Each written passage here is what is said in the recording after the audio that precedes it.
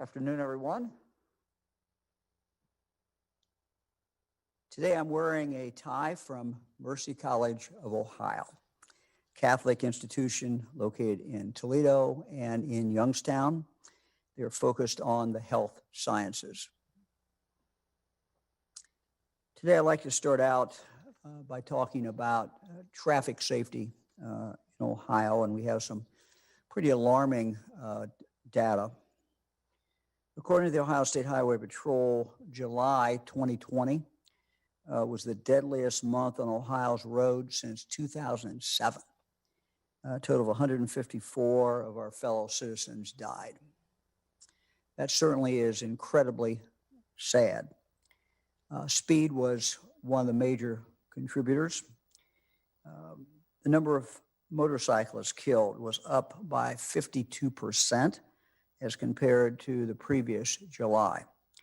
Fatalities involving pedestrians were up 113%. For August, provisional data shows 122 people were killed. Research by the National Highway Traffic Safety Administration estimates that 94% of serious crashes in the country are due to driver error. So obviously the vast majority of these are preventable. When I became governor, we started really focusing on highway safety. We've significantly invested in improving the physical safety of Ohio's roads through new engineering and construction projects. I thank the General Assembly for the additional money to do this. This includes the launch of a new intersection safety program to improve the safety of 150 rural, urban, and suburban intersections across the state of Ohio. And they're on their way, well on their way. We're also adding high visibility crosswalks, street lighting, signage, and signals at hundreds of intersections throughout Ohio to make them safer for our pedestrians. Because more than 30% of all crashes involve young drivers, 30%, we developed the Ready Test Drive program to better equip new drivers with crucial driving skills. We also launched the new Youthful Driver Safety Fund to help juvenile courts create advanced driving programs for juvenile traffic offenders. And because distracted driving is such a huge contributor today to auto crashes, to auto fatalities, we've created several distracted driving corridors in Ohio, which are high enforcement, low tolerance zones for distracted driving. And finally, one of the things that is not done, we've worked with Senators Coonsey and O'Brien in the state legislature to introduce the Hands-Free Ohio bill in February to get tougher on the use of wireless devices while driving, those individuals who are using those devices while driving. That bill is pending. It's a good bill. It's supported by every safety group. It should have bipartisan support. And I would ask the General Assembly to move on that bill. It will save a lot of lives. Today I have two announcements that build on this work to make our roads safer. First, I will be signing an executive order to create the new Ohio Traffic Safety Council, which will be led by the Ohio Department of Public Safety. The council will be composed of representatives of several state agencies, as well as outside groups, including law enforcement, Mothers Against Drunk Driving, Students Against Destructive Decisions, and several others. The role of this group will be to coordinate and monitor all statewide traffic safety initiatives, analyze the results, analyze the trends, and advise my office on innovative ways to create safer roads through the 4 E's of traffic safety: education, enforcement, engineering, and emergency responses. To talk more about this new council and the problems that we're seeing on our highways is Colonel Richard Fambrough, who heads the Ohio State Highway Patrol. Colonel, thank you very much for joining us. Good afternoon, Governor. Thank you for the opportunity to be here, and thank you for your support. During the early months of the pandemic, we saw a significant decrease in traffic volume as well as crashes, fatal crashes in particular. By the end of April, 28 fewer people had lost their lives in traffic fatalities on Ohio's roads as compared to 2019. That's about a 13% reduction that we were enjoying. April, additionally, was the second lowest month overall for traffic fatalities in over 13 years. As Ohio began to open up, we saw a definite uptick in crashes, fatal crashes, and a significant increase in the speeds at which vehicles were traveling on Ohio's roads. During the month of, or actually as of today, we have issued over 2,200 citations for 100 or more mile per hour on Ohio's roadways. That is a 61% increase when compared to the same time period in 2019. Colonel, 2,200 Yes, sir. citations for people who are driving over 100 miles per hour. Yes, sir. That's unbelievable. As you already indicated, July was the highest month for fatalities at 154 people losing their lives on Ohio's roadways since 2007. And a third of those fatalities were the result of unsafe speed. And as you so eloquently put it, pedestrian as well as motorcycle fatalities were increasing as well. And since the end of April, that 13% cushion that we enjoyed, we are actually 32 more lives lost as compared to where we were in April. And for that, we are alarmed. You know, the Highway Patrol and our partners, we take very seriously those deaths. Those are family members, loved ones that have lost their lives on Ohio's roadways, and we take that personally. Colonel, talk to me a little bit about, and to our viewers, a little bit about the Highway Safety Council that we're going to be creating by executive order, and how you think that can be of help. Yes, sir. Those 4 E's are significantly important to our quest to provide the safest roadways possible in the state. Bringing together our partners from local, state, and federal entities that all have a significant amount of knowledge and resources to bring to bear.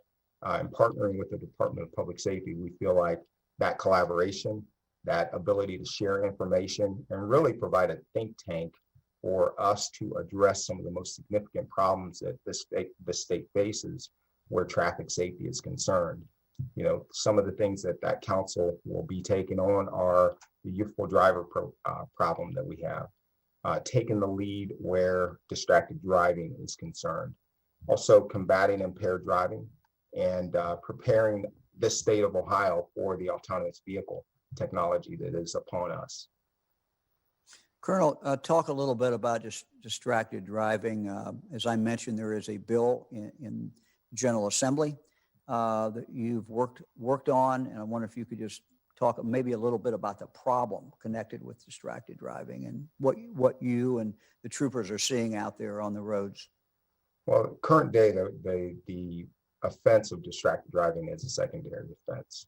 So you have to actually witness another violation in order to take enforcement action on a distracted driving type violation.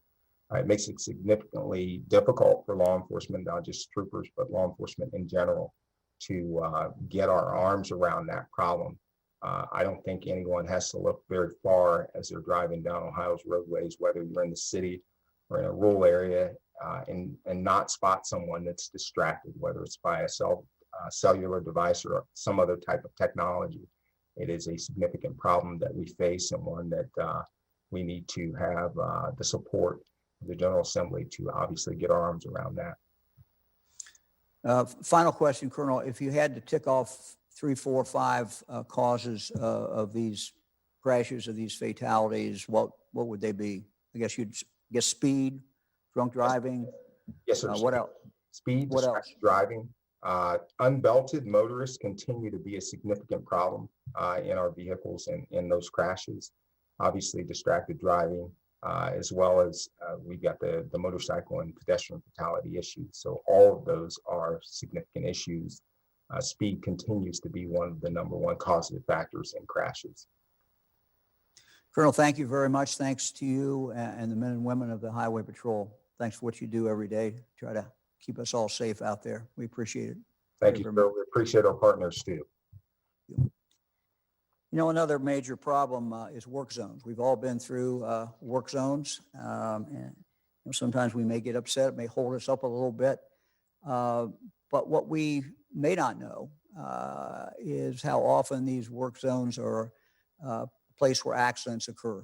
And so we want to talk a little bit about that today. Last year, there were more than 6,500 work zone crashes. This year, there have been 2,300 crashes so far, certainly despite fewer cars on the road. Because enforcing traffic laws can be a challenge in work zones, the Ohio State Highway Patrol Aviation Team, which already conducts speed checks from the air, will now start putting a targeted focus on crash-causing violations in construction zones. So we're very, very concerned about this. The Ohio Department of Transportation has identified several locations where the aviation team will patrol at a higher rate. ODOT Director Jack Marshbanks is here now to talk a little bit about these construction zones and what we're seeing. Director? Governor, thank you for your stalwart leadership throughout this pandemic. What the men and women of ODOT who are on the front lines keeping the system in a state of good repair, a system upon which we all depend, what we're seeing is that there are still far too many people who are not slowing down and moving over when they go through these construction zones. As the Colonel mentioned, excessive speed and distracted driving appear to be the main causes of these work zone crashes. Thus far this year, even though we've had a far lower traffic volumes, as you mentioned, we have seen 46 serious injury accidents. And tragically, 12 precious human beings have lost their lives in these construction zones, 5 of them being ODOT contractors. As you noted, to better protect our employees and our contractors, we've partnered with Colonel Fambrough and the Highway Patrol to set up airspeed enforcement zones around the state. And there are going to be lots of them. And we're going to continue them not only this year, but into next year. Some of the construction airspeed enforcement zones include I-75 in Allen County, US 23 in Wyandotte, I-70 in Clark County, I-71 and I-75 in Hamilton County, in Belmont County and Washington County, I-71, US 33 in Athens County. When you're traveling through these, when people are traveling through these construction zones, they're going to see signage alerting them that their speed is going to be patrolled by air. So what we're about is improving safety, following your direction, your leadership to make Ohio safer when people are traveling on its roadways. Well, it must be very scary for construction workers, Jack, who are out there. If we've lost, did you say 5 this year? Yes, sir. Yes, sir. We have. And these people have to go out again after near misses. We've had several near misses. And it rattles people who just want to go home to their families every day after work, just like you and I do, sir. Yeah. Well, thank you for sharing that with us. It's something we, I don't think we really think about when we drive. We see a construction zone and is what it is. But, sometimes we forget there are people out there who are building that road or repairing that road, and people whose lives are really in our hands as and other drivers. And so I guess the message is slow down, stay awake. Slow down, move over, stay alert when you're driving through these construction zones, Governor. People's lives literally depend on it. Director, thank you. Thank you very much. Appreciate that. Each week, for the last several weeks at least, I've been talking about my concern about gun violence in Ohio. And the absolute necessity that we have to strengthen Ohio's laws in this area, particularly in regard to people who are using guns, who have no right to use a gun, people who are convicted felons who are not supposed to have guns in the first place. Since last week, at least 39 more people have been shot in Ohio. 15 of them died. From WBNS in Columbus, the headline, 5-year-old girl in stable condition after shooting on South 5th Street. According to reports, this child was at home in bed when someone fired shots into her home and hit her in the back. A 5-year-old in her own bed, shot. From the Dayton Daily News, 18-year-old Dayton woman shot to death, suspect in jail. Court records show that the suspect was prohibited from carrying a gun due to previous felony convictions. From WCPO in Cincinnati, Middletown K-9 officer and murder suspect shot as police chase ends in Mason. Luckily, reports say the officer is expected to recover. Court records show that the suspect was prohibited from carrying a gun due to previous felony convictions. Most gun crimes are committed by people who do not legally have the right to have those guns.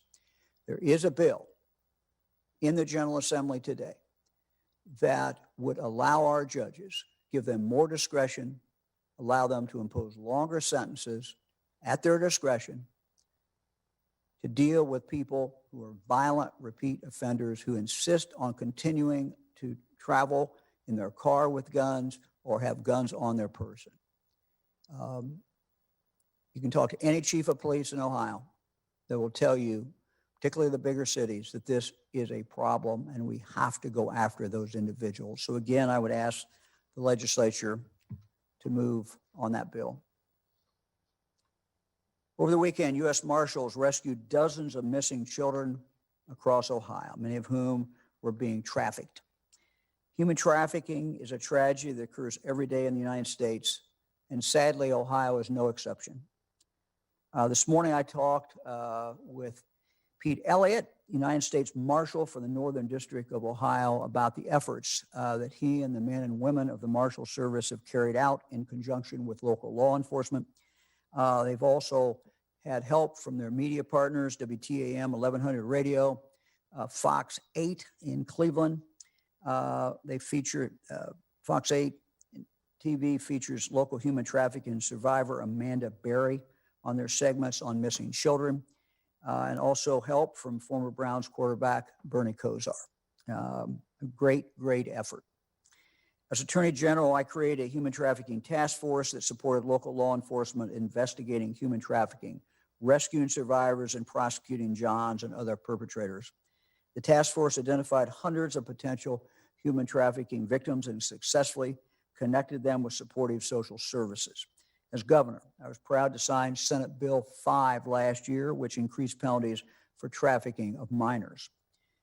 It's important that all Ohioans recognize the signs of human trafficking.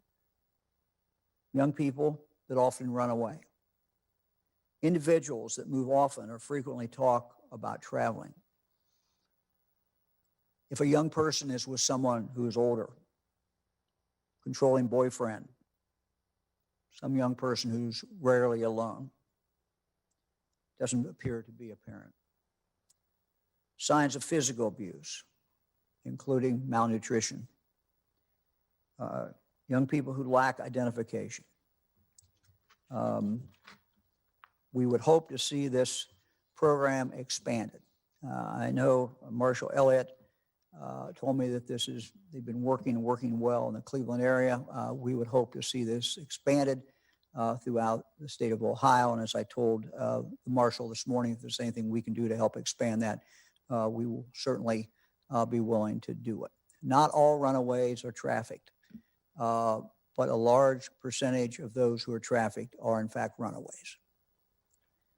Eric, let's go to our slides. And sadly, we have a real jump in cases, 1,453 cases, which is our highest number since the end of July.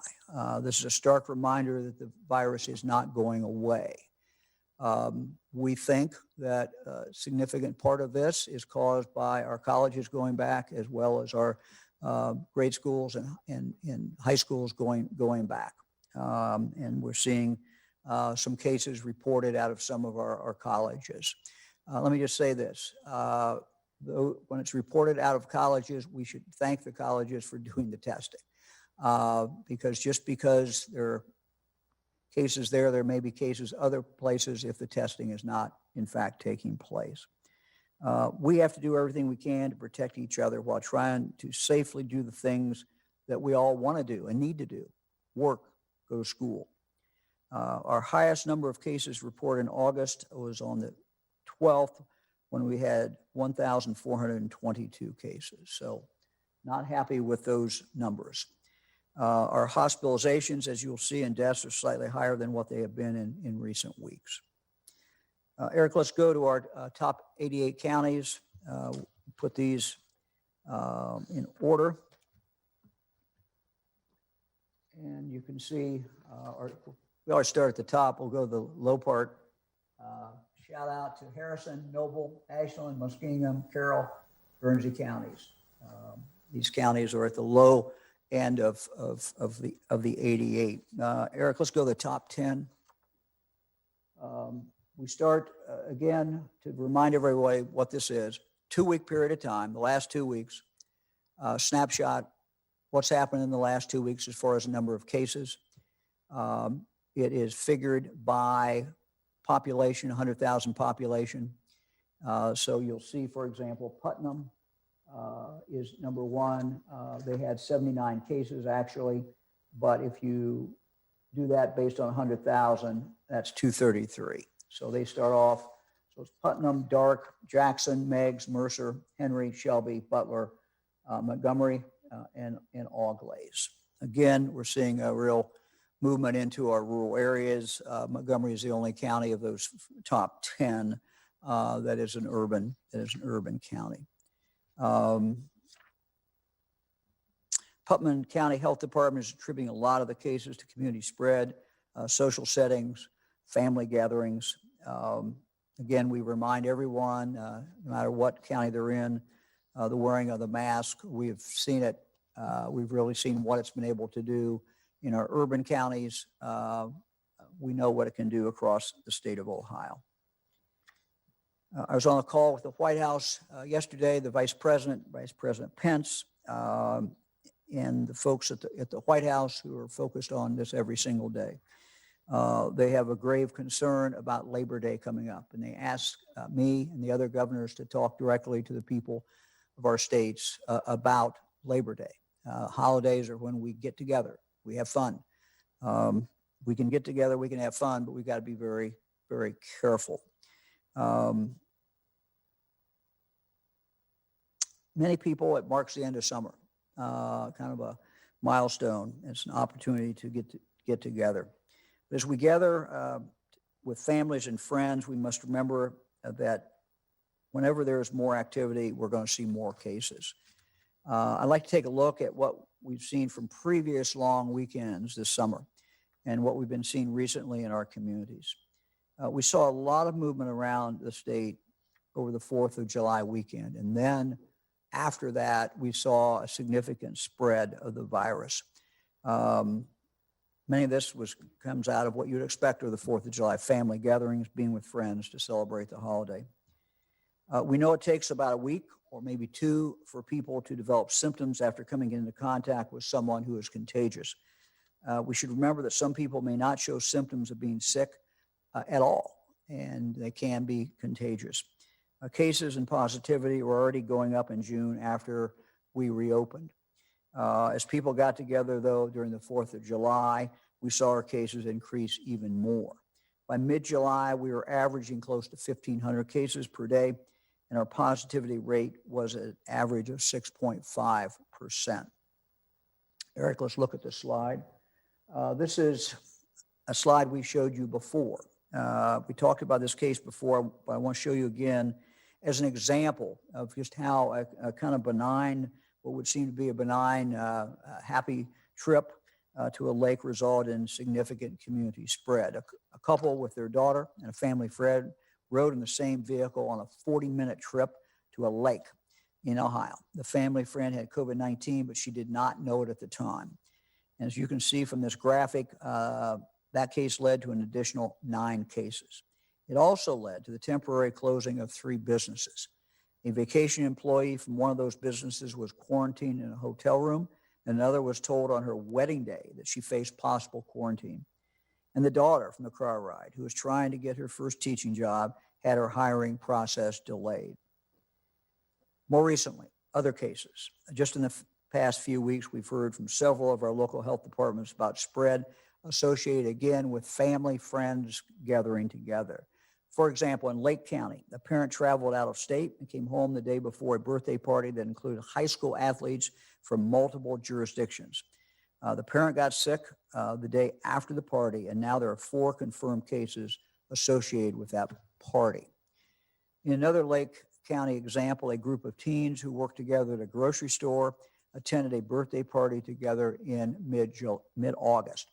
There are now 3 associated cases to date, and 1 person who does not have symptoms who's waiting for test results. The attendees at the party have said that there were no masks, no social distancing taking place at the party. Another case, a neighbor attended a family card game in Trumbull County with 3 members of the same family. The neighbor got sick the day after the card game, and now all the family members are positive. 2 of the family members passed it along to their spouses. Putnam County, there are now 10 cases associated with a large golf outing held on August 21st. But certainly not everything we're hearing is bad. A lot of good things that are in fact going on. I'll just share a couple stories in regard to that. First of all, let me just say,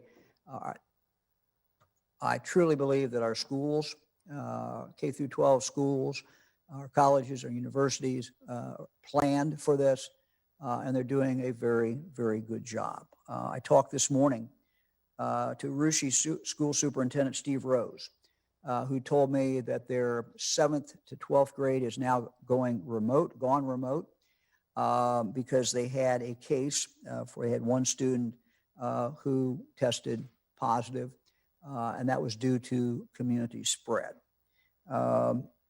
As we've said before, schools are going to have cases. They're going to have positive cases because they're in the community and they reflect the community. And when there is widespread community spread, there's going to be spread within those schools. We should understand that when the data is published and when you see in the paper, like last night I saw on Dayton TV about Russia. That's why I called the superintendent this morning. We see about that. But what that really means is they're doing their job. They're following protocol. They're following their plan. So in this case, the Russia folks did a very, very good job, did exactly what they should do. And that's, I think, something we should all remember when we see that there is a case in a school. All that means is that school's focused on it and they're doing the tracing and they're doing what they need to do. Another example, in Youngstown, there are 2 Catholic high schools that use Youngstown State facilities for football games. Tickets for recent games were all pre-purchased only by families and loved ones of players, cheerleaders, and band members. And the school sent daily reminders to parents about social distancing and masking. The Youngstown City Health District purchased large signs to reinforce masking and social distancing. And health department staff, including the health commissioner, the environmental health director, and others, worked during games, offering free masks to anyone who did not have one and greeting fans with handouts and a message: welcome, mask on, game on. And please remember to social distance when in the stadium. They also reinforced the message in the stands and the concession areas. During games, schools used the scoreboard and made numerous announcements to remind fans about social distancing and mask wearing.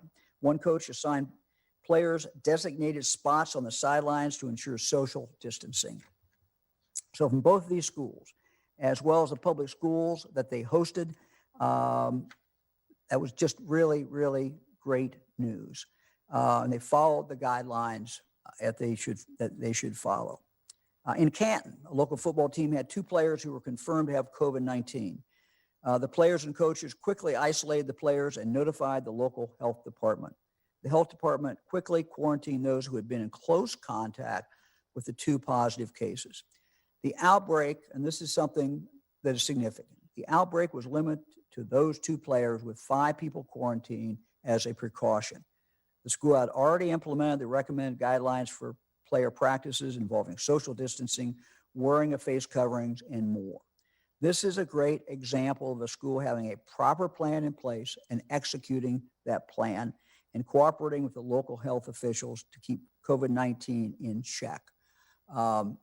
Again, having a plan, carrying out the plan, and the cooperation can result in fewer people being quarantined. We've seen examples occasionally when there's not the cooperation, and you see a lot more people end up getting quarantined. The Toledo-Lucas County Health Department, like so many of our health departments, has worked with schools to send consistent messaging that students should not be attending mass gatherings, and so we thank them for that. In one instance, a party was attended by students, including athletes from 2 school districts. The school said they would halt athletics if those in attendance did not come forward. It was a clear message to everyone in the community. Holding or allowing parties is a liability to academics, athletics, and the spread of COVID-19. Another such party that had been planned and promoted on social media did not go forward. Life is full of trade-offs, and if we want our kids in school, which we do, we want our school playing athletics, which we do. If we want them doing other extracurricular activities, then the way to do that is for us to slow this spread down. Speaking of schools, I want to turn to our education order. The education order will be issued in the next several days. Last week, I talked about issuing the order on reporting COVID-19 in our schools. As I said, we're still working on the exact language of the order, and we'll get it out shortly. When it's complete, we will, of course, post it on our coronavirus.ohio so everyone can read it. But let me reiterate a couple of the goals, or 3 of the goals that we have. Number 1, if you have a child in school and your child has come into contact with someone who later tests positive for COVID within the relevant period of time, then you have every right to know that. And so the school should notify you and will notify you of that fact.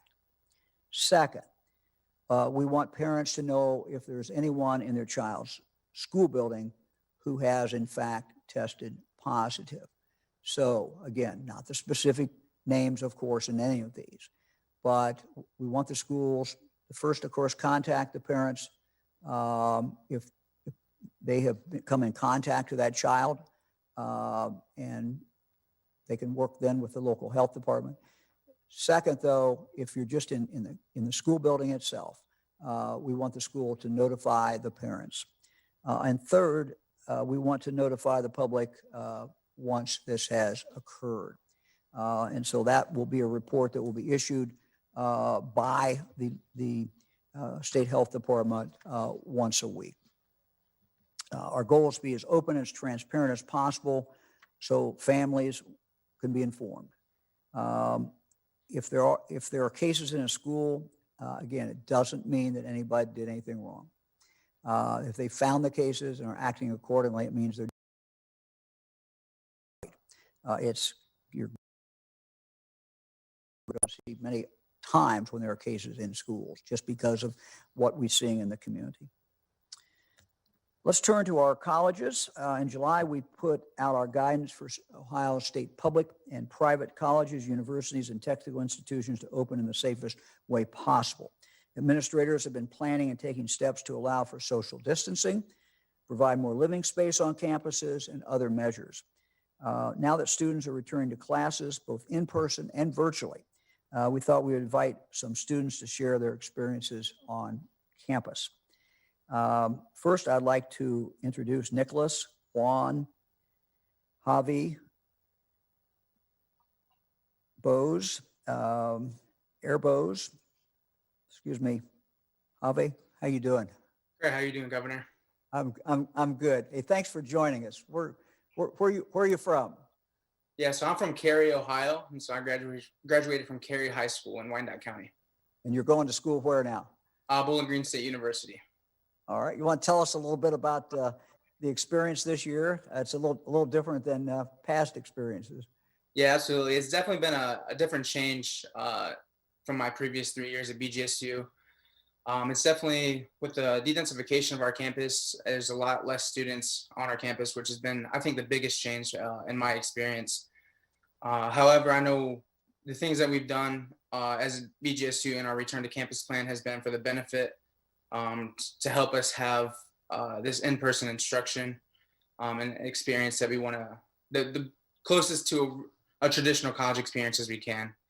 And so it's definitely been a definite change, but I think from my experience and discussions with my peers, it's been going very, very well, and it's been an effective change to continue. We have 13 weeks left, and we are all in this together as BGSU, and I hope we can continue to do that moving forward. Well, I see that you're a student body vice president. You all managed to have an election somehow, right? Yes, that was definitely a change as well. A lot of not just the undergraduate student government, but organizations in general, with everything changing and back in March, had to do a lot of quick changes in relation to getting their new presidents and new leadership in the organization. So a lot as classes as well all went virtual. So we did our best as student leaders to be able to facilitate that in the most effective way.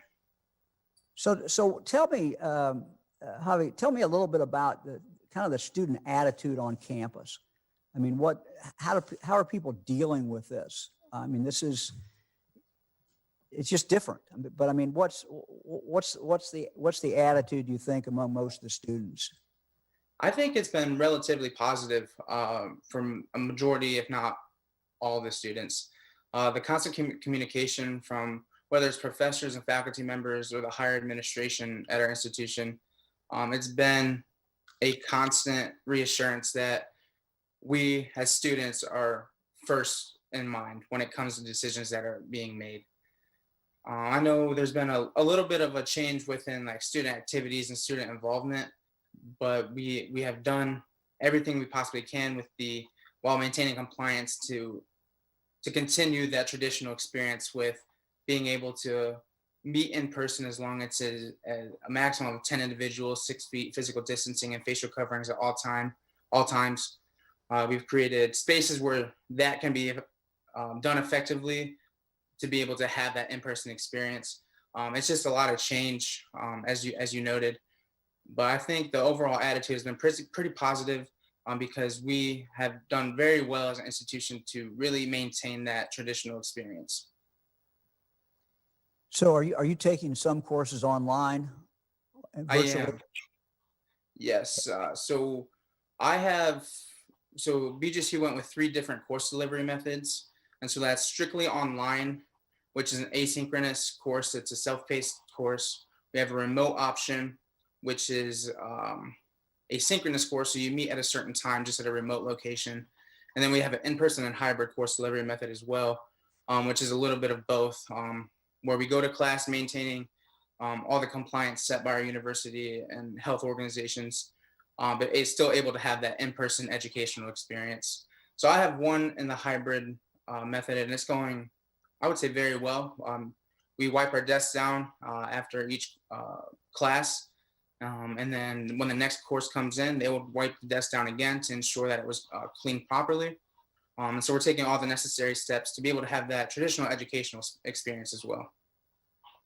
So Javi, college experience, part of the experience of college is socialization, meeting new people, going to parties, going to bars, doing all kinds of things. So how do you balance that? That can't be easy. You've got the threat of spread of the virus just on campus, just like you do any place else. How do you balance that? I think it comes down to just continuation of programming that the institution can put on. So I know last evening we did an alpha art activity where you could go and create your name with different types of letters that were pictures that were taken just from a lot of different locations. So being able to be involved within specifically on campus, because we can guarantee as an institution that this on-campus experience is going to be safe, right? And so how can we ensure that the safety is going to happen off campus? And really it comes down to you as an individual is how can you do your part to maintain the safety of your peers and the individuals around you. And so we have implemented a Falcon commitment. We have provided options. If you didn't feel safe to attend campus, you could have taken your classes completely online and done it from a remote location, whether it's at home or simply from your apartment bedroom. However, for those who decided to come in person and have that close to traditional experience, we've had these really expectations set in place that we continue to push forward to make sure you're doing your part to help us get these 13 weeks together. Javi, thank you very much. I forgot to say you're a communication major, right? I am. Good. You're doing a good job communicating today. Thank you. We appreciate it, and good luck to you and the other students at Bowling Green. Appreciate it very, very much. We'll turn now to Ohio State. With us is Anand Shah, originally from Centerville, and majoring in biomedical research. Thanks for joining us. We appreciate it. Thank you for having me, Governor DeWine. How's the experience this year? The experience has definitely been something different, but I think it's been exciting to return. I mean, every year it's exciting to come back to campus, and I think this year it's been exciting for definitely a couple of different reasons. I think being able to walk around campus, you get to see the way that students are responding to the pandemic, and I think there's a level of perseverance, hope, and optimism about the ability for us to work together to be able to take our campus and to be able to stay on campus. I mean, when it comes to what I thought when I was going to come back, it was, are students actually going to wear masks? Are students actually going to stay socially distant? Are students going to be within their parties of less than 10? And I think it's been interesting to see that in an interesting paradox where in a time when we're supposed to be, physically distant and apart, I think the campus has come more together than I've ever seen. And so that comes not only when you look at people on the Oval who are sitting, in their independent circles 6 feet apart, or when you see people working out in the RPAC, which is a recreational facility, and they're working out in a physically distanced environment. And even when you just walk around campus, I think there's 30,000 kids that are walking around our campus every day. And it's amazing to be able to see the amount of kids that have their masks on, everybody walking physically distant and making sure to stay safe. So it's been a very exciting time, I would say. I have a lot of hope, and I've really seen that we've really come together as Buckeyes. And I think we've found our why is really just trying to make sure we can have our opportunity to stay here as long as possible. So Ohio State's doing a lot of testing, significant amount of testing. They're putting it up on a web page. From the time you've been back on campus, how long? I've been back on campus for about, this is my second week. So we've been back on campus for about 4 days. So, yeah. So any difference between when you came on campus the first day and now? I mean, are more people wearing masks? Same? Any kind of difference in attitude as you talk to students? Yeah, absolutely. I mean, I think there's a greater understanding. I think day by day, there's a greater and greater recognition that the ability for our campus to stay open and the ability for our campus to stay healthy is really the hands of the students that are here. I mean, we make up the largest population of anybody who's on our campus, and it really comes down to making sure that we can follow those rules, stay with the guidelines. And I think an attitude has definitely changed. I think coming back to campus, there was an understanding that, mask wearing is a thing and that we need to have the fewer than 10 gatherings. But I think with help from the university, help with student leadership, we've been really able to, have those beliefs widespread. And I think the amount of mask wearing has definitely increased. I think people understand that with some of the numbers, as you had mentioned earlier, that the rate in Ohio, the pandemic is an ongoing thing, and it's something that isn't going away anytime soon. And I think that's something that students are really starting to recognize as they have a very tangible piece of the puzzle. And without them and without being able to follow those guidelines, it's not going to be something where we'll be able to, enjoy senior year, freshman year, et cetera. So absolutely. So ownership maybe of kind of the destiny, you see that? Absolutely. Absolutely. I would say that students have really taken it from the horns. And I think that's fans kind of how Nicholas was saying, where we have student organizations all across campus who have really started to buy in and have bought in from day one to be able to make sure that the causes that we've had across campus kind of all come back to making sure that we stay together as Buckeyes to be able to make sure that every student organization can continue to run. All students have the ability to then still participate. And I think it comes down to programming as well. I mean, when we look at things like Buckeye-thon, an organization who's raising money for pediatric cancer, typically an in-person event every single year. I think you've seen organizations like that transform an entire dance marathon to being completely online, and recognizing that we can still have the exact same impact, where we can transform and innovate in a greater sense across our campus. And I think that not only for Buckeye-thon, but across all student organizations, we've seen a very, very pivotal shift, but one that I think is utilizing innovation to make the best out of the situation. And not only that, making innovative moves where I think even outside of the pandemic will be beneficial for students. Thanks for joining us. Good luck to everybody at Ohio State. And thank you. We appreciate it very much. We'll go now to Lieutenant Governor. Good afternoon, Governor. I have 4 items today. 3 of them are on broadband, and one of them is a public service announcement that we'll go over. I want to take folks back to the broadband connectivity grant that we announced on July the 28th. This was $50 million of CARES Act funding that we were making available to schools and their students to supply or meet the urgent need that they had for high-speed internet so they could continue their education during the pandemic. Today, we are making the awards of those grants. We'll be informing 951 schools, school facilities that their grant requests have been approved. And this will go towards hotspots and internet enabled devices for broadband connectivity. We had $83 million in requests for the $50 million that we had. And so the way we handled this is that for the smaller requests under $20,000, they will get the entire requested amount for those who qualify. And for schools that went above the $20,000, they will get the entire $20,000, first $20,000, and then above that, they will get 60% of their requested amount for qualifying purchases. And this will enable, there's the good news, bottom line, this will enable 121,000 students to gain access to high-speed internet in their homes. And thanks to the devices that will be provided with this grant. So that's super important. Additionally, there are areas where there are barriers to take home devices. The grant will also support the creation of new public Wi-Fi and mobile Wi-Fi spaces to help students connect to the internet. And this will enable up to 645,000 students in schools that are increasing their public Wi-Fi or mobile use Wi-Fi. These students will have places to go. The bottom line is to connect to the internet if they don't have access to it in their homes. And by the end of the week, all the schools will receive the notifications of this, and they can begin to purchase the items that they need. So good news for hundreds of thousands of students who needed improved access to the internet. We're getting that out to them this week.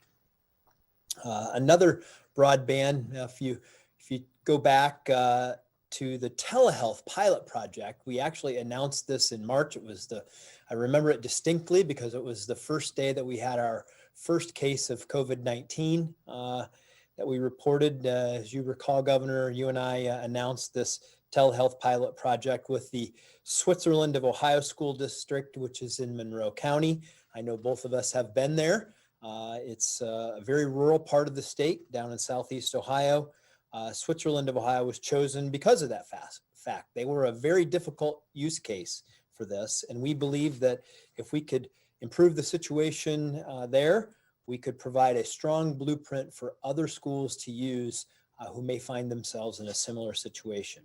Just to review, Switzerland of Ohio is extremely rural, district covers all of Monroe County, has significant poverty issues, and had serious cases of mental illness, mental health issues, I should say, among students and their families in the last school year.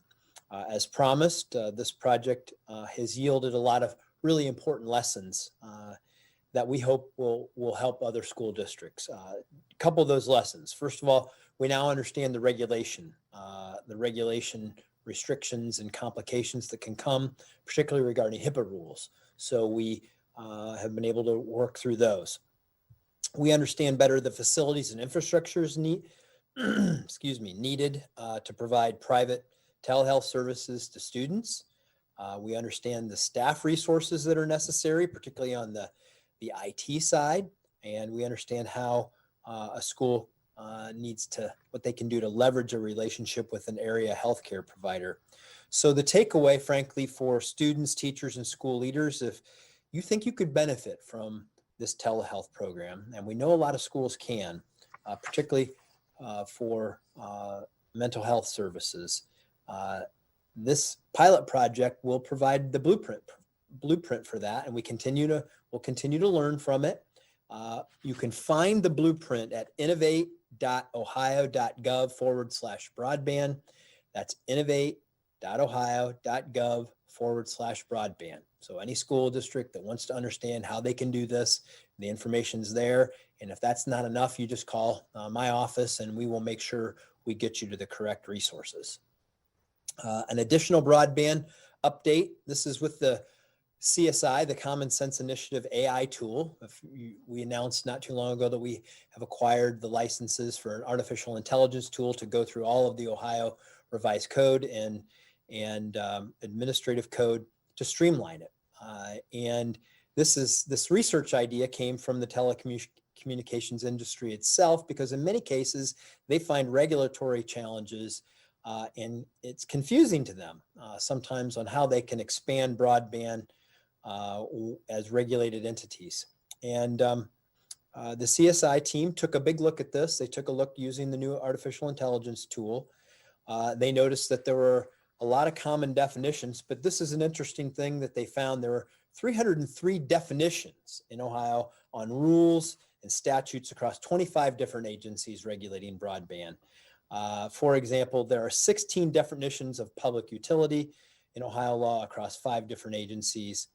All of this in some way connected to broadband. So we want to streamline this. We want to make it easier for these telecom entities and agencies to help expand broadband across the state.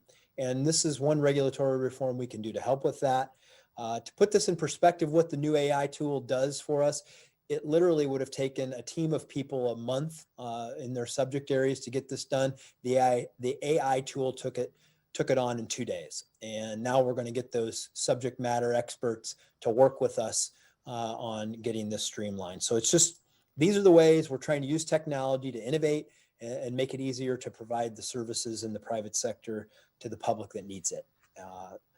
And then finally, we have a PSA, public service announcement that we're making today. And I really need to give you a little bit of background to put this in context.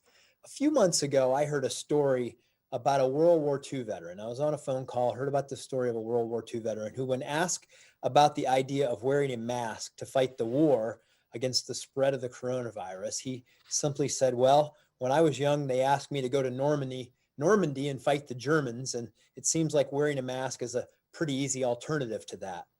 Well, that's hard to argue with. And I remember thinking at the time when I heard that story, that just, the small sacrifices we're being asked to make, this story really puts it in perspective. And so I asked if we could meet this gentleman and see if he might share some thoughts with us. And he certainly was willing to do that. And I want to introduce to you World War II veteran, Jim Pee Wee Martin. He is a 99-year-old Jim Martin is, who lives in Sugar Creek Township, which is a Greene County, a county that's near and dear to the governor. He's one of Ohio and America's true heroes, in my opinion. And Jim, just give a little more background on him. He volunteered. To be a World War II paratrooper and an original member of Company G, the 3rd Battalion, 506 Parachute Infantry Regiment in the 101st Airborne Division. And his nickname Pee Wee was earned because he was 106 pounds, which was the smallest and lightest guy in his company. And in 1944, Jim jumped into France over Utah Beach the night prior to D-Day. And he fought 33 days in the Normandy campaign, and he also fought in Holland, Belgium, and Germany. And among his awards, Jim earned the Bronze Star and the Purple Heart for his great work, a true American hero. And during this time when we're fighting the war against the coronavirus, Jim has a little message that he recorded for us that we'd like to share right now. I am Jim Pee Wee Martin. I served as a paratrooper in World War II. As a World War II veteran, a lot of us did our duty during that war. In this war against the coronavirus, I will wear my mask to protect others. It seems pretty easy. It's very little to ask. Please do your part, and thank you for your service. Yeah, he's an American treasure. And I will just say in conclusion, Governor, makes me want to wear a mask to protect people like Jim Pee Wee Martin, who sacrificed for us. And it's a small thing to ask of others. And so we all should hear Jim's call and service to one another during this difficult time. So I'll turn it back over to you, Governor. Lieutenant Governor, thank you. Jim Martin has been a friend of our families for a long, long time. The one thing the Lieutenant Governor did not tell you is he's made a few more jumps and did that not too long ago, actually. So Jim's a treasure, a national treasure. We're very, very proud that he is from Greene County, but we're just proud of him. Thanks, Jim. Appreciate it very much. Ready for questions? Governor, your first question today is from Molly Martinez at Spectrum News. Hi, Governor. Thanks so much for doing this. The legislature met today to discuss HB 6, and former Speaker of the House, Larry Householder, was there. Do you still support HB 6 as law, given everything surrounding it? And what does it mean that he was on the floor today, speaking about Householder? Well, I think I've been pretty clear that HB 6 needs to be repealed. We need to start over again, and it needs to be replaced. We've got jobs at stake. We've also, for the foreseeable future, the vast majority of our non-carbon generating electricity is nuclear. And so if we lose the nuclear, we've lost most of that. But we need to start over. So we got to repeal it. Legislature, we're happy to work with the legislature to figure out, where we go from here. But I think HB 6 has been so tainted by what came out and what was disclosed that it needs to be repealed.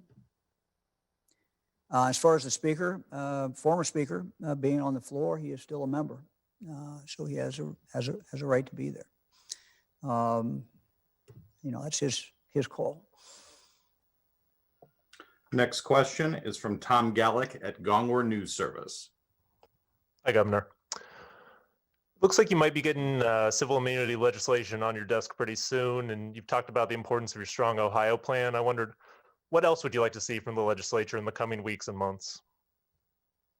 Well, we've got significant reform bill in regard to police, a bill that begins to treat police like the professional job that it really is, which means there'll be a board, an oversight board, just like for a nurse, just like for a doctor. I think that's very important. I think it's important to put in statute that when there's a police shooting, that needs to be where a police officer shoots someone, that investigation that always takes place, but that investigation needs to be done outside that particular police department. I think that is appropriate. So there's a lot of other things in this bill, but it's a bill that really has been worked on by the FOP, fraternal police, by local law enforcement, by community members, and it's really the right thing to do. And as we continue to see, cases across the country that draw a lot of attention and tragic cases, I think we need to remember that there is a bill in Ohio and that we can pass this bill. Won't solve every problem, but I think it will certainly deal with some problems. And there's no police officer I've ever found who didn't think it was a profession and we need to treat it that way. And there's no police officer I've ever talked to, going back to when I was a prosecuting attorney, who didn't think that more training was better. And so these are some of the things that this bill does. And I would think the timing is certainly right, and the legislature should take that bill on and pass it. Next question is from Alex Ebert at Bloomberg. Good afternoon, Governor. Thanks so much for having us. Yesterday, the Ohio Tax Credit Authority delayed both its vote on the largest state clawback in U.S. history, $60 million for GM shuttering its Chevy Cruze facility, and a vote on incentives for the joint battery facility in Lordstown with LG and GM. Is GM threatening to scale back development in Ohio if the state goes forward with the clawback? And if not, what is holding up the negotiations? Thank you, sir. The answer is no. I'm not aware of any threat coming from General Motors. Look, what we have talked about, what the Lieutenant Governor and I have talked about when we have been in Lordstown, when we've been in the Mahoning Valley, any place in the Valley, and at these press conferences, is that General Motors has been a good partner with the state of Ohio, with the people of the state of Ohio. They have many plants here. We hope they continue to invest here. They employ many workers here. So while they do owe this money because they did not carry out all the terms of what they said they were going to do, we're looking for an avenue whereby we can encourage more investment in Ohio, and whereby that we can reach some agreement with General Motors. So I talked to some members of the legislature about this from the Mahoning Valley. One of the things that they told us was, will you go back and see if you can work something out? And so we're doing that. We think it's the right thing to do. We don't know what that will be, but we hope that there'll be a win-win, win for the people of the state of Ohio, where we can see more jobs created, and a win for General Motors. If we can't get an agreement, then we can't get an agreement. We'll have plenty of time to go after them in regard to the money. But it would be best if we can work something out, and we're going to try to do that. Yeah, Governor, just wanted to add that we're having regular productive conversations with them. We recognize our mutual obligation. They have an obligation to the taxpayers of the state of Ohio, and we have an obligation to them as well. And at the same time, we want them to be successful, and we want them, we want GM to have a successful partnership with the state of Ohio, and more so continue to create jobs for the people of the state of Ohio, and that constructive dialogue is ongoing. Thank you. Next question is from Scott Hallis at the Xenia Daily Gazette. Oops, had to unmute. Hey, Governor, how you doing today? Hey, Scott. Kind of a two-part question. I had a phone call with Mike Turner earlier today to talk a little bit about Space Command. And he said, Greene County and Ohio is going to put together a really good bid to try and land it here. He said he's working with the state to have a good unified bid. So what exactly is the state, doing to help bring that to Ohio? And then what would it mean to Greene County to land something like this with, 1,400 more jobs and some good high-paying jobs? Well, we have been working with Mike Turner. I know Mike has really taken the lead on this and doing a very, very good job. He has a big vision, as we do. We think that this is an opportunity. We think that we should be not only competitive, but we ought to win this. We've got so many things going for us at Right Pat. One of the first things I did when I became governor is ask Joe Z's, who has real experience at Wright-Patterson Air Force Base, to join our team to be focused on aerospace. And so he has been working on this as well. So we think we're very, very competitive. We think this is where, those jobs belong. So we're in the game. Next question is from Kevin Landers at WBNS in Columbus. Hello, Governor. Hey, Kevin.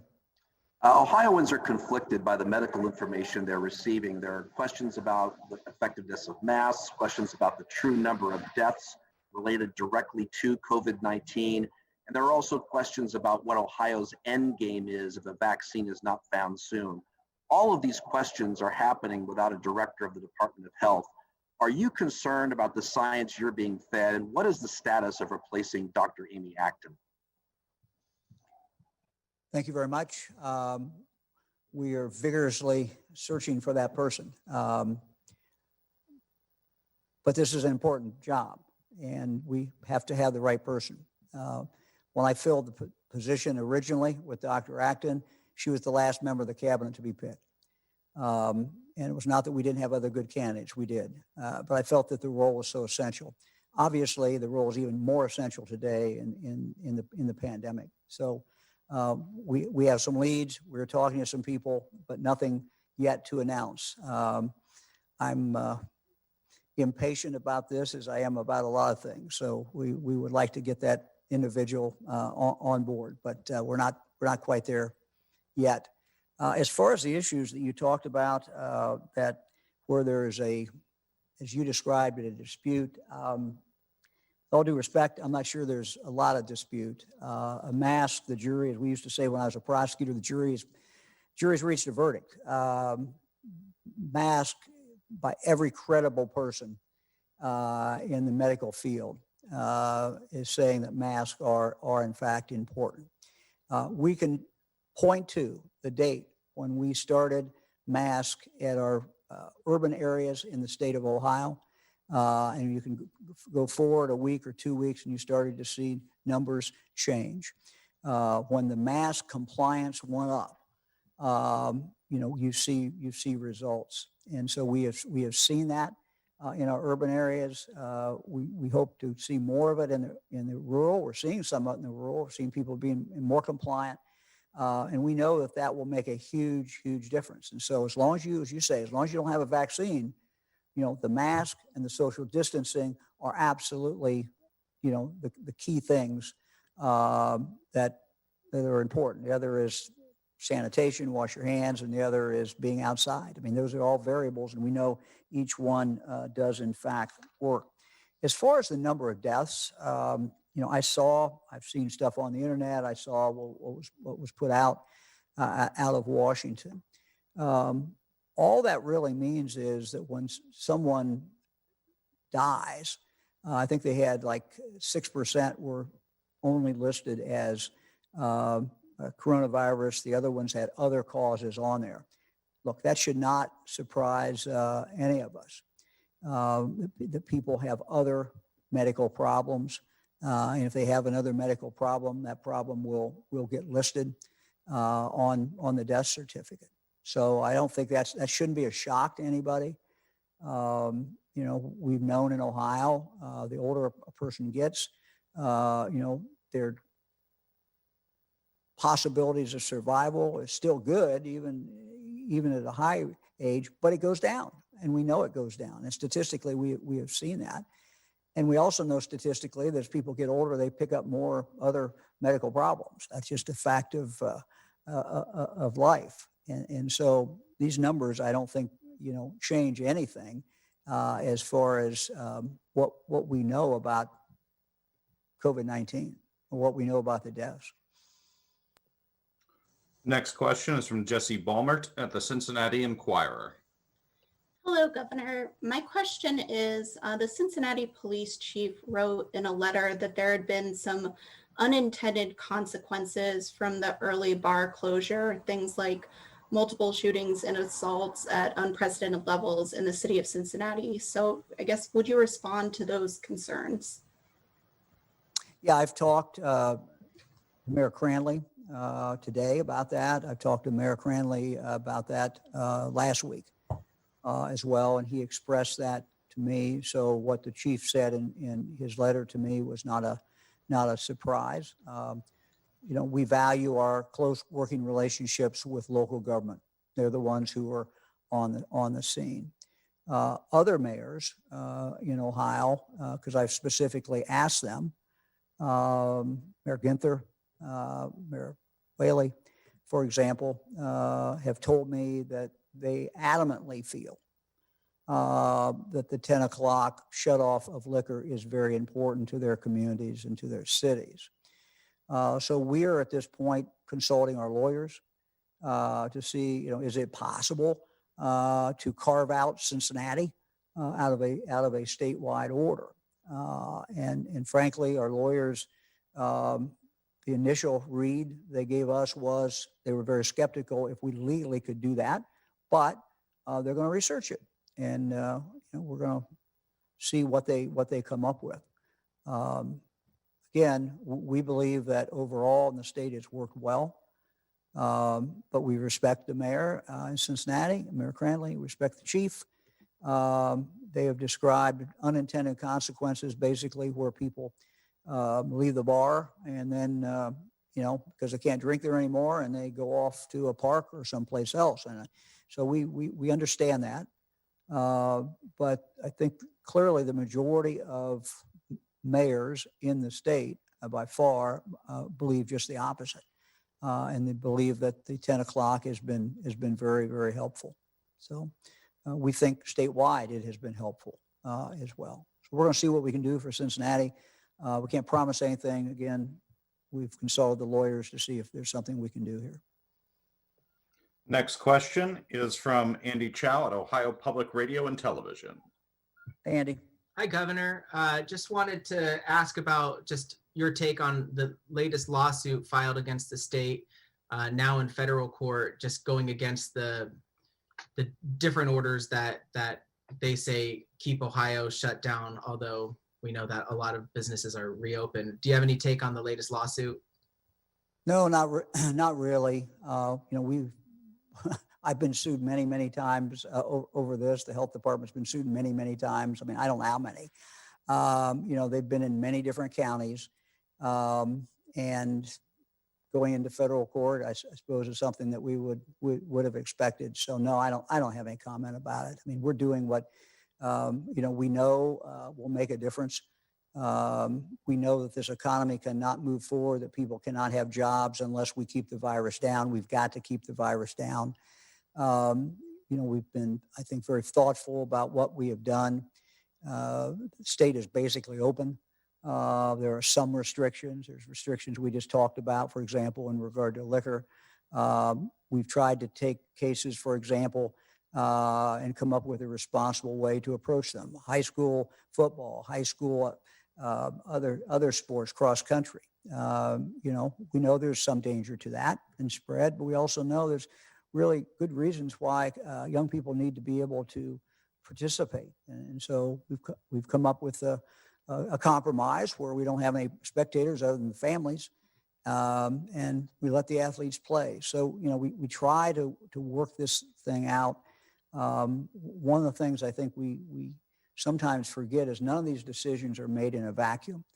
And that's true not only for the decisions I make as governor, that's also true for individuals as Ohio citizens, 11.7 million Ohioans. We're making decisions every day, and none of those decisions could be made, you know, in a vacuum. We want to live with this virus, but we don't want to see the virus come up and consume us. And so it's trying to find that sweet spot, that happy medium that we strive for every single day. So the lawsuits, I'm sure people will continue to sue us, but look, I just have to stay focused on what we need to be doing in Ohio. Next question is from Ben Schwartz at WCPO in Cincinnati. Hi, Ben. Governor. I'd like to just quickly ask a kind of a follow-up to what you were recently asked by the Inquirer about Police Chief Elliott of Cincinnati's letter to you. Is it safe to say that Ohioans shouldn't expect a statewide change in the order regarding bars and restaurants closing at 10 o'clock anytime soon? Well, we are going to, I mean, we took this seriously. I mean, this is not anything we're blowing off. And this is something that, you know, when a chief says something, we take it seriously. When a mayor says something, we take it seriously. And we're trying to see, you know, if is there a way that we can do that? The preliminary conversation I had with our lawyer today was it's going to be difficult, but they're going to look at it and they're going to get back to me, and I'll certainly share that with everyone, with the public and with the mayor and with the chief. Next question is from Angela Ingram at WKRC in Cincinnati.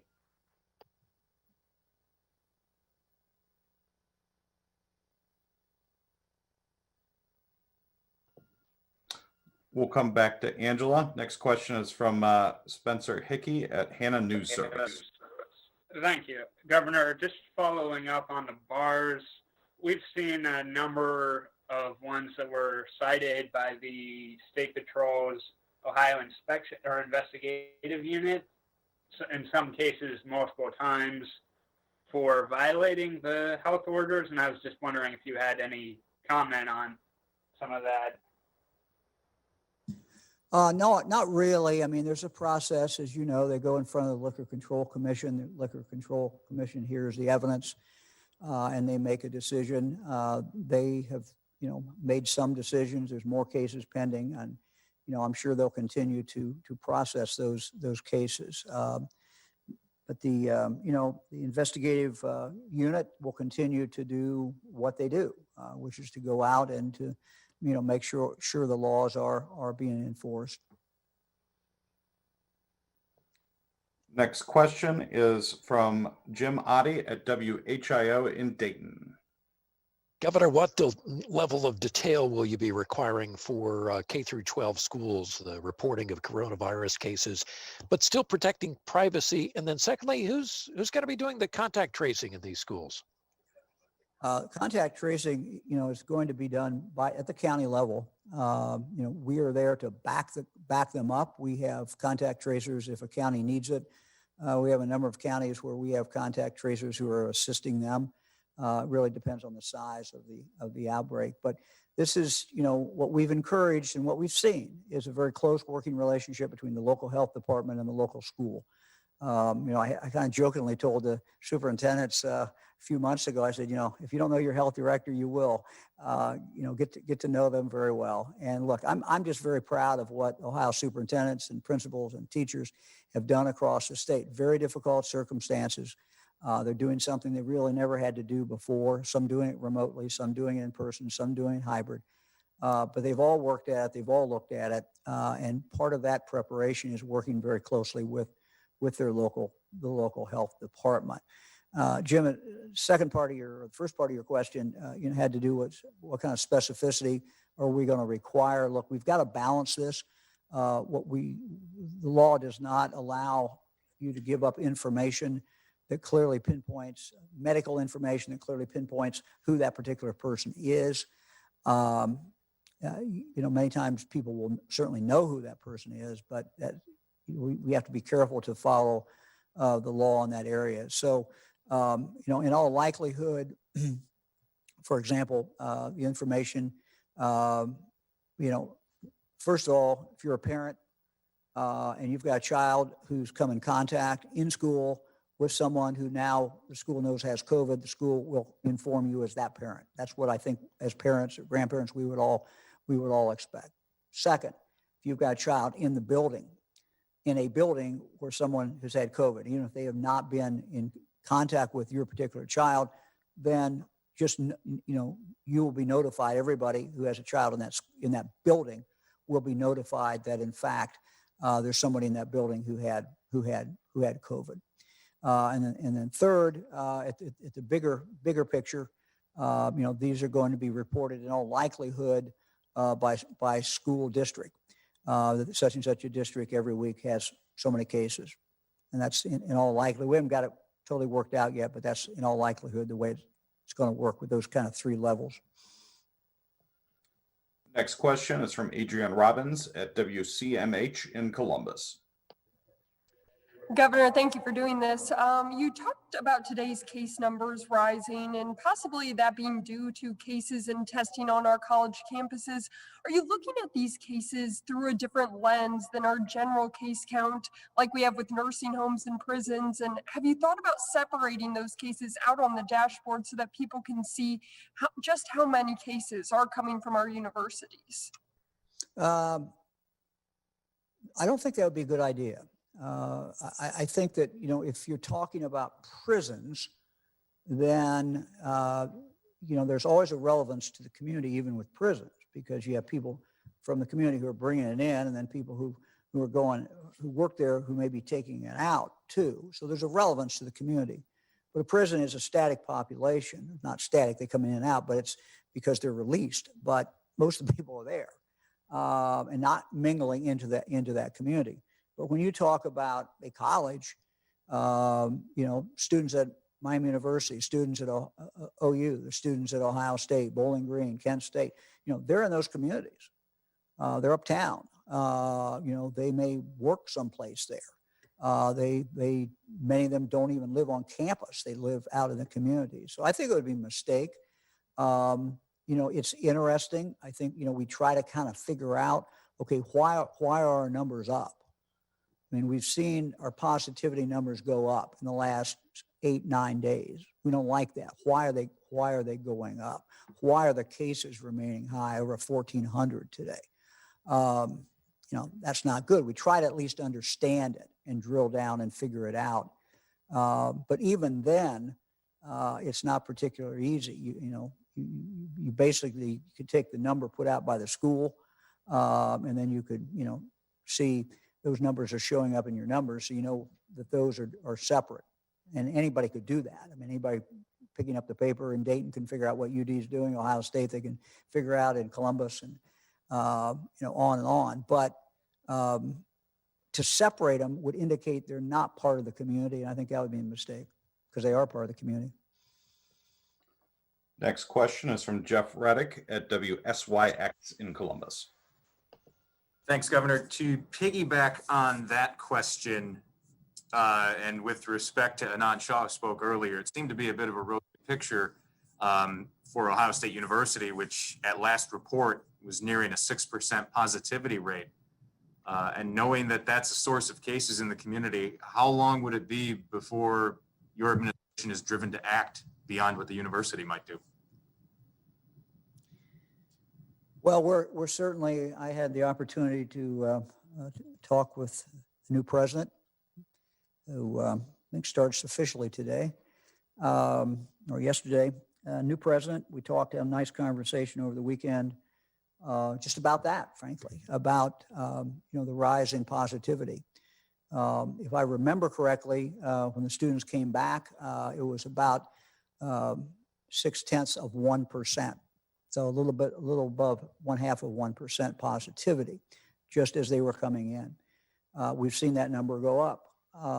And as you see that number go up, it's, just like we see any numbers go up, that's not good. So if that positivity number keeps going up, obviously something's going to have to be done. But the college presidents are very much on top of this. I can tell you Ohio State's is, UD's is, Miami's is, Bowling Green. I could go through because I've been talking to a lot of them, and they're all over this. So I'm not sure it's going to be my decision. It's probably initially is going to be a decision made by that school. But let's hope. Let's hope that students at Ohio State, students at every other university in the state or college in the state, recognize that their ability to stay on campus, their ability to stay in class, is solely collectively within their own hands. They really control that, and the school can do everything that it can do. And again, just like our K through 12 schools, our colleges and universities have spent a significant amount of money and time. I have every confidence that these kids are as safe as they could be, or adults, in class, in the library, even usually in a dorm.